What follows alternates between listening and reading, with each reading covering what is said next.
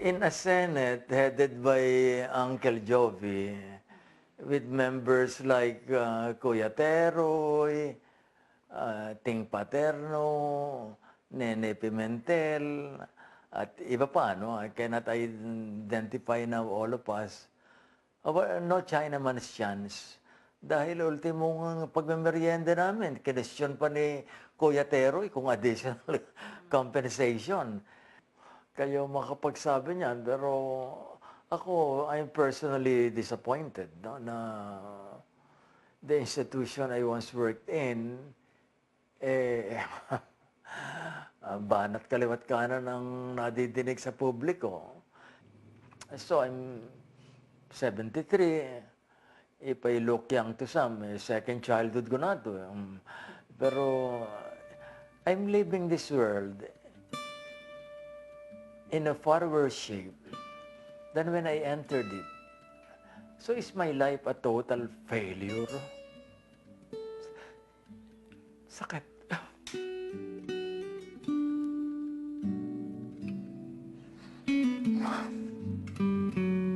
Memories of the old Senate and all its grandeur are still within reach. Can the old Senate revert to its old glory? Sagisag says it's all up to us Filipinos and the leaders we choose, people who have independence, probity, and love of country. It depends on you and me, and most important, to the leaders. That is the difference voters can make on election day. Camille Alemia, Solar News.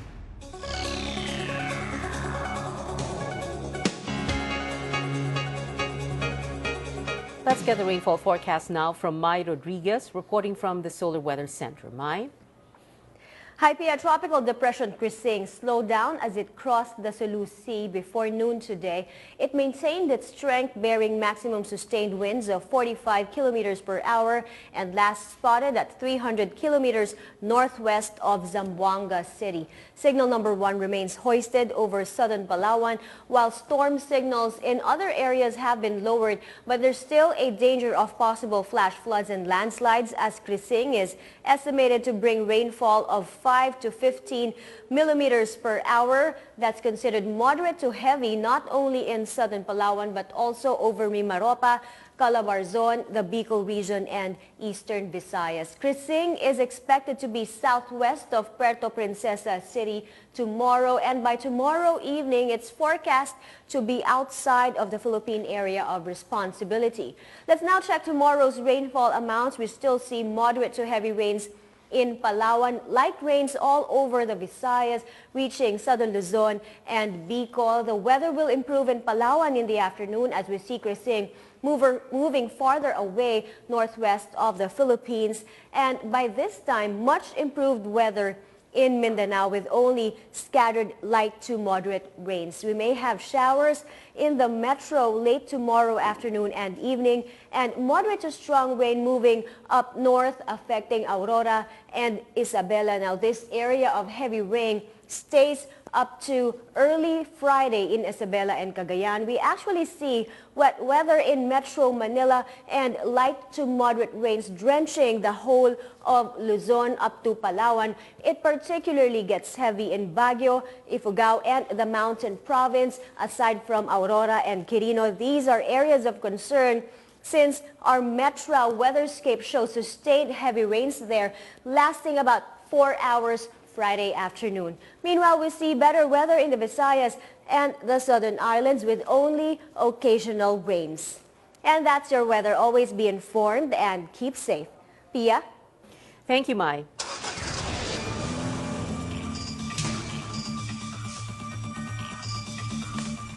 Let's get the latest now on the road from Hazel Dizon. She's reporting live from Rojas Boulevard in Pasay City. Hazel? Pia, we're here right now by Rojas Boulevard, and I should say that traffic is already almost predictable during the weekdays. Same old choke points remain. Not much changes as volume becomes the main problem. Just take a look at that down there approaching UN Avenue. View's a bit blocked by the trees, but by peeking you could see that it's also packed by there. Now that on your screen is the southbound lane. really, really heavy as well. If you look at the other parts of Rojas Boulevard, the northbound lane first, by Coastal to Baclaran, Pablo Ocampo, and Quirino, it's moderate to heavy now. Same for the southbound lane. It's getting clogged by Baclaran and Coastal. Now looking at EDSA, let's take a look at the northbound lane first. There's a long line of moderate to heavy traffic from Magallanes to Nepa Q Mart, almost an everyday thing. That's really long, and expect that to get worse as the evening pushes. It's also backed up by Taft to Tramo as usual, so brace for that as well. Now for those headed south, you'll hit major delays by Timog to White Plains. It eases up after that, then gets problematic again by Reliance to Buendia. And that's the latest for the traffic for this Wednesday evening. Back to you, Pia. Thank you, Hazel Dizon, reporting live from Pasay City.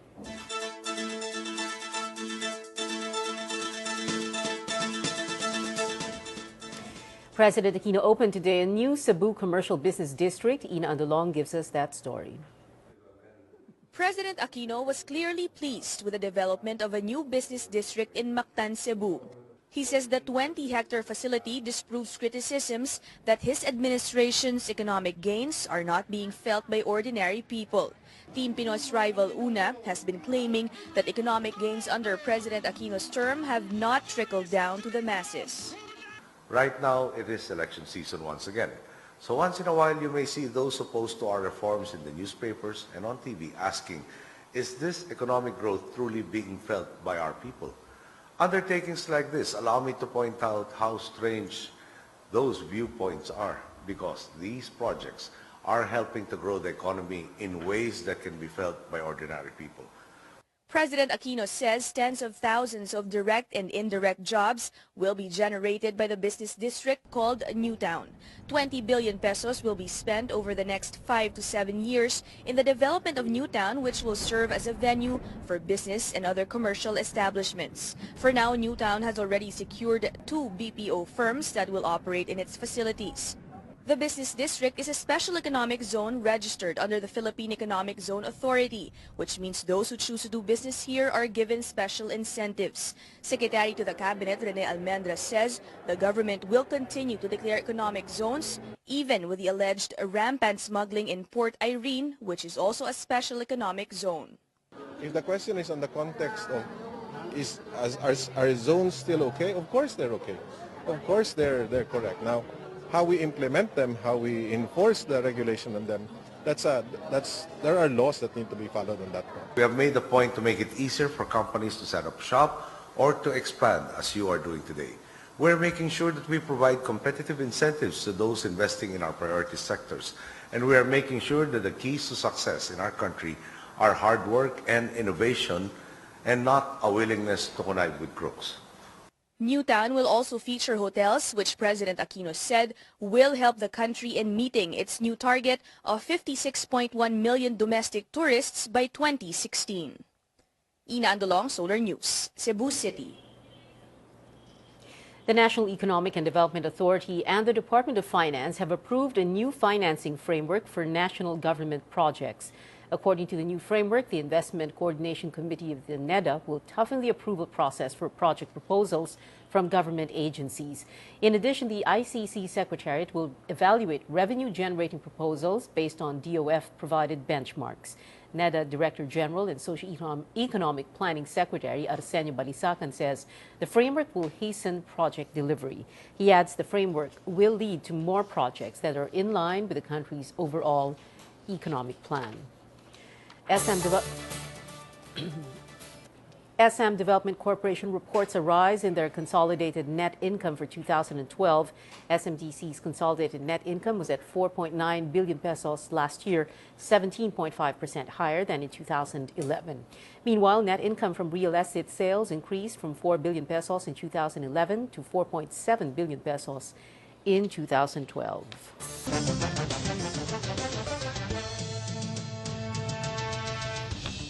Here's sports with Carlos Valdez.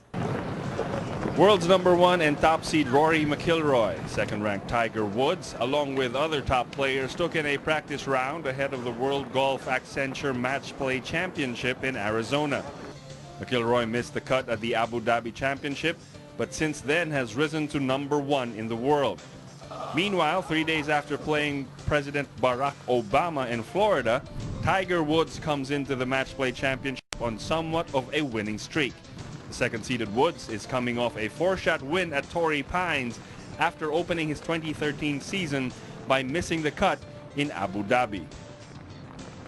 Yeah, I mean, Abu Dhabi was a busy week. There was a lot going on, and I was just glad to get to the first tee on Thursday morning and just play some golf. I didn't play as well as I would have liked. And we didn't play under the easiest conditions. We played, it was blowing harder than this, and it was a little bit cooler than this. So we played under some tough conditions, and as I said, he hit the ball well and got an amazing touch. In tennis, Grand Slam winner Samantha Stosur and Petra Kvitova were among those who eased their way into the second round of the Dubai Championships at the United Arab Emirates. Stosur made short work of her first-round opponent by brushing aside Ekaterina Makarova 6-3 and 6-1. Kvitova made it through the second round of the Dubai Championships for the first time in 3 visits after a straight sets victory over Daniela Hantuchova. Kvitova, seeded 6th, broke the Slovak qualifier 5 times to set up a second-round match with former number 1 Ana Ivanovic after a 6-2, 6-1 win. U.S. cycling Olympic gold medalist Tyler Hamilton admitted to blood doping with the aid of Dr. Eufemia Fuentes. Hamilton told the court he paid a doctor more than $40,000 a year for blood doping and other drug supply services. However, the writer said he was not able to complete the treatment because he tested positive for receiving someone else's blood in September 2004. No, I mean, the truth is, end of the day, the truth is I doped. The truth is, I had a working relationship with Eufemia Fuentes. The truth is I blood doped, and Eufemia Fuentes was the doctor I worked with. Reporting for the Solar Sports Desk, I'm Carlos Valdez.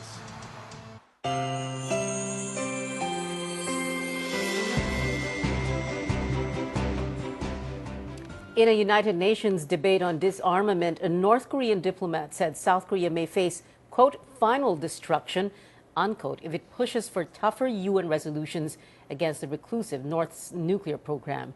That and more, this Around Asia update from Claire Saldran. North Korea threatens South Korea with final destruction during a debate at the United Nations Conference on Disarmament. A North Korean diplomat said they could take further steps against the South after a successful nuclear test last week. The North's comments drew quick criticism from other nations, saying such remark was completely inappropriate. In China, the government dismissed a report by a U.S. computer security company that accused a secretive Chinese military unit of hacking. White House officials said they have repeatedly taken up their concerns about Chinese cyber theft at the highest levels of the Chinese government. The People's Liberation Army's Shanghai-based Unit 61398 was believed to be the unit that carried out sustained attacks on a wide range of industries that could be considered as economic espionage. And David Cameron will be the first serving British Prime Minister to voice regret about one of the British Empire's bloodiest episodes in India and will lay a wreath at Amritsar, scene of a notorious massacre of unarmed civilians in 1919. Cameron's visit and expression of regret for what happened will stop short of an apology, but he did make clear that the episode was a stain on Britain's history. His gesture is likely to be seen as an attempt to improve relations with India, a former colony of Britain. Claire Saldran, Solar News.